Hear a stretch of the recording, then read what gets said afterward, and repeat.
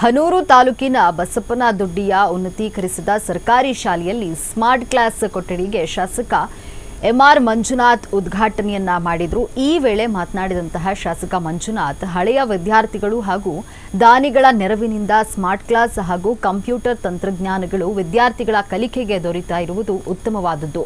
ಸ್ಪರ್ಧಾತ್ಮಕ ಈ ಯುಗದಲ್ಲಿ ಆಧುನಿಕ ತಂತ್ರಜ್ಞಾನ ಬಳಕೆ ಅವಶ್ಯಕ ಮತ್ತು ಅನಿವಾರ್ಯವಾಗಿದೆ.